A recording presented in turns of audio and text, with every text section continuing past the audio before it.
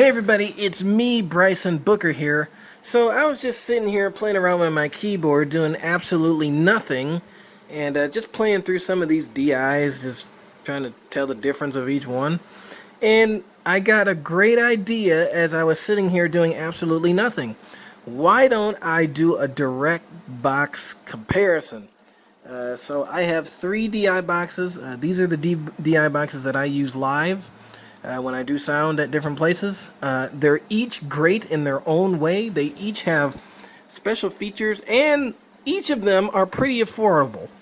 The Rupert Neve being the most expensive one, second most expensive being the JDI, and then the least expensive being this Klark Teknik DN100. So what I'm going to do here, I got my Soundcraft mixer out, and I'm kind of going to just play a couple of patches through my Yamaha keyboard into my Soundcraft, into one of these DIs, and then into my computer, so you out there can determine which DI is best for you and which one sounds the best to your ears. Now, I only have my keyboard here, so obviously it's only going to give you a slight representation of what these DI boxes sound like, but I'll try my best to use different patches to really kind of give you an idea of what they can really do. So the first one here, again, is the most expensive. This is the Rupert Neve Designs RNDI. You all know, especially you on Facebook, you all know on Facebook that I love this DI. I used it when I made my album, so this is the guy, plus the board, plus this keyboard.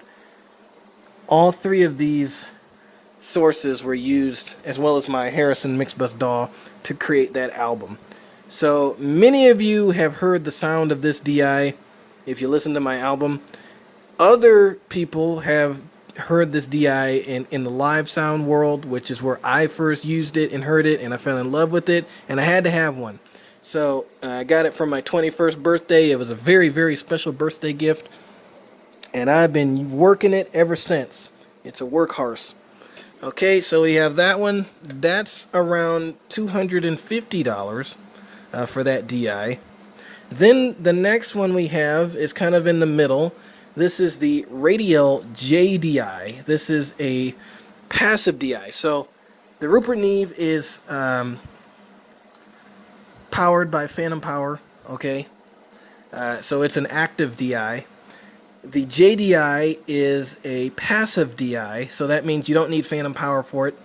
And the Klark Teknik here is an active DI.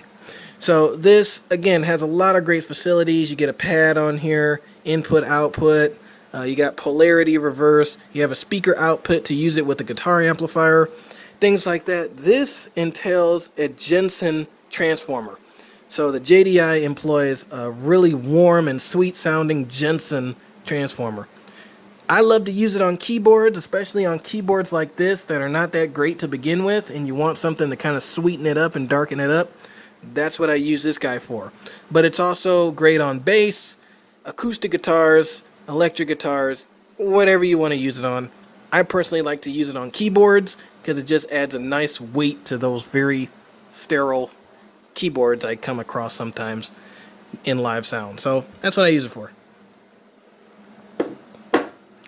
The last one, which is the least expensive, this was only $79 from Amazon. This is the Klark Teknik DN100 active DI.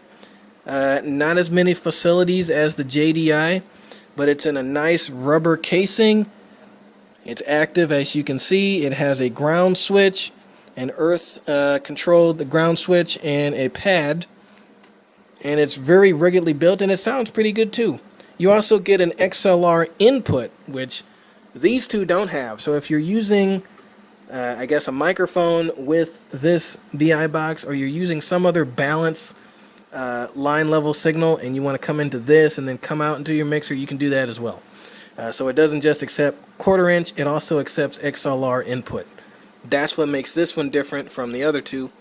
This one also uses a transformer. It's not really specified what transformer it uses, but it sounds really good, and I enjoy it.